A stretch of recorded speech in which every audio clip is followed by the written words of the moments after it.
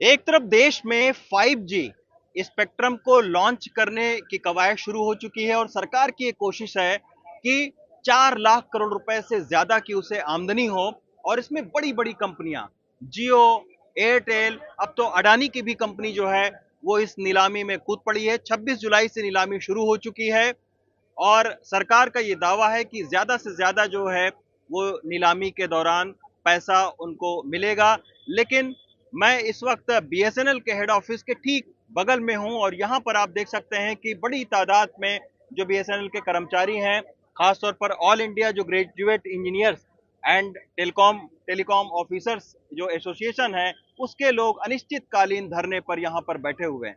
तो ये आप देखिए कि एक तरफ जहां बड़ी बड़ी कंपनियां 5G स्पेक्ट्रम में भाग लेने की कोशिश कर रही हैं और भाग ले रही हैं, तो दूसरी तरफ खुद भारत सरकार की कंपनी पीएसयू बीएसएनएल उसके एम्प्लाई जो है वहां यहां पर अपने पेंशन और तनख्वाह के लिए अनिश्चितकालीन धरने पर बैठे हुए हैं। मेरे साथ में जनरल सेक्रेटरी हैं इस एसोसिएशन के, वसी अहमद साहब, उनसे बात करते हैं।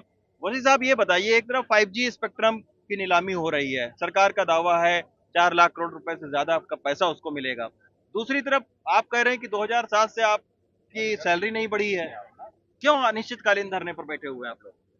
बीएसएनएल एक समय प्रॉफिट में हुआ करता था और जब पीआरसी यहाँ पे सेकंड पीआरसी आई थी सेंट्रल गवर्नमेंट की, तो 2007 में भारत सरकार ने भारत संचार निगम लिमिटेड में भी लागू हुई। लेकिन उसके बाद थर्ड पीआरसी 2017 में आई और आज तक फाइनेंशियल क्राइसिस का मुद्दा देकर के कोई भी पे कमीशन इसमें लागू नहीं हुआ उसका अगला। लेकिन इसी विभाग में जो हमारे सीनियर मैनेजर्स पे बैठे हुए लोग हैं, वो भारत सरकार के 7th पे कमीशन को 2016 से पूरी तरह उपयोग कर रहे हैं और उनकी सारी सुविधा, सारी फैसिलिटीज, पे रेनोमिनेशन उनको दी जा रही है और हम कर्मचारी और अधिकारियों को किसी न किसी फाइनेंशियल क्राइसिस का बहाना करके हमारी जो भी सुविधा है, पे है, प्रमोशन है, पेंशन है, उसको डिरेल किया जा रहा है। तो सर, ये फाइनेंशियल क्राइसिस भी आप लोगों ने ही पैदा किया होगा ना भाई, आप लोग इसके एम्प्लाई हैं, इतनी बड़ी तादाद में यहाँ पर हैं, तो ये फाइनेंशियल क्राइसिस में आप लोगों का भी योगदान होगा। लोग तो कह रहे हैं कि भाई आप लोगों के जरिए बीएसएनएल कंपनी का इतना बंटाधार हुआ और फिर वो कैसे आपकी सैलरी और पेंशन दें? ये कई बार बहाना दिया जाता था कि बीएसएनएल जो है यहाँ के कर्मचारी और अधिकारियों के बहुत बड़े संख्या बल के हिसाब से कारण ये घाटे में जा रहा। अगर आप इसको थोड़ी सी बैक फ्लैश में जाएंगे तो 31 जनवरी 2020 को 78,000 कर्मचारी वीआरएस लेके यहाँ से गए। जो कंपनी में 4 लाख होते थे वो आज की डेट में केवल 62,000 हैं। अगर सिर्फ कर्मचारियों की संख्या इसके घाटे की वजह थी तो 4 लाख से 62,000 होने के बाद से आज बीएसएनएल को पूरी तरह प्रॉफिट में होना चाहिए। तो बीएसएनएल में घाटे में जाने का कारण दो चीजें हैं, एक तो नीति है और एक यहाँ का मिसमैनेजमेंट है। नीति जो इसको फेवर नहीं की। अगर 4G की बात करें तो 2016 में सभी ऑपरेटर ने 4G लागू किया था। आज 2022 लगभग 6 साल हो चुके हैं जहां पे 5G की नीलामी हो रही है, आज बीएसएनएल 4G लॉन्च नहीं करा। पब्लिक कैसे हमारे साथ जुड़ेगी? हमारे पास संसाधन क्या है जो हम जाके पब्लिक को बेचें? हमारे पास वो चीजें कहाँ हैं जो हम पब्लिक को बेचें जा करके? इसलिए एम्प्लॉय को दोष देना तो आसान है, यहाँ की टोटली मिसमैनेजमेंट है। यहाँ पे बीएसएनएल बनने के बाद से हजारों हजार संख्या में इंजीनियर्स और अकाउंट प्रोफेशनल्स की बहाली हुई।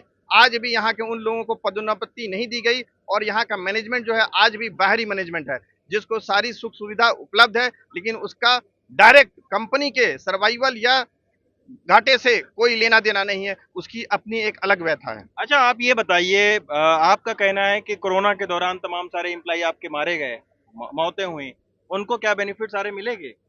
ये बड़े दुख का विषय है कि जहां पे सरकार हर एक लोगों को कहती है कि मरने के बाद, कोरोना के बाद ये पैसे दिए जाएं।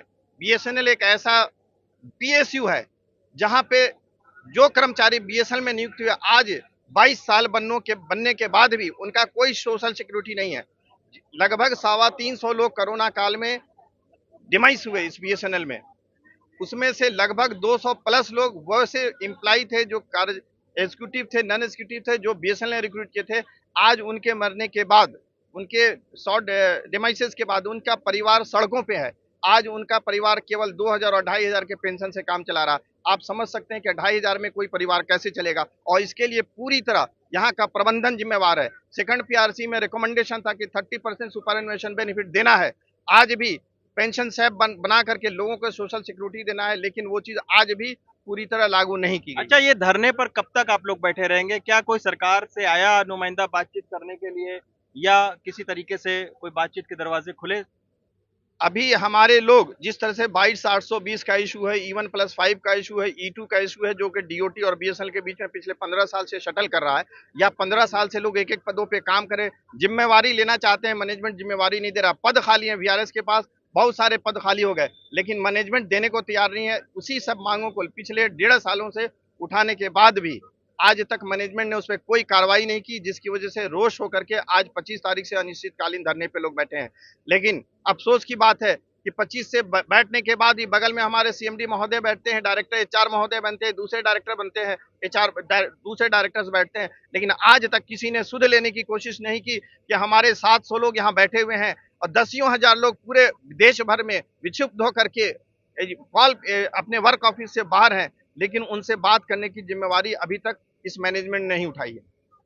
तो निश्चित तौर पर आप देख सकते हैं कि जस्ट बगल में बीएसएनएल का दफ्तर है। इनका खुद का कहना है कि सीएमडी यहाँ पर बैठते हैं, तमाम सारे डायरेक्टर्स बैठते हैं, लेकिन उसके बावजूद अनिश्चितकालीन धरना चल रहा है। हजारों की तादाद में यहाँ पर इंजीनियर कर्मचारी मौजूद हैं इस धरने में, लेकिन कोई बातचीत नहीं की जा रही है। और इनका साफ तौर पर कहना है कि जहाँ 5G स्पेक्ट्रम की नीलामी से 4 लाख करोड़ रुपए से ज्यादा भारत सरकार कमाने की सोच रही है, वहीं उसकी खुद की जो पीएसयू है बीएसएनएल, उसके जो कर्मचारी हैं वो पेंशन पाने के लिए मोहताज हैं, और जो इनकी प्रमोशन है वो 2007 के बाद से आज तक नहीं हुई है।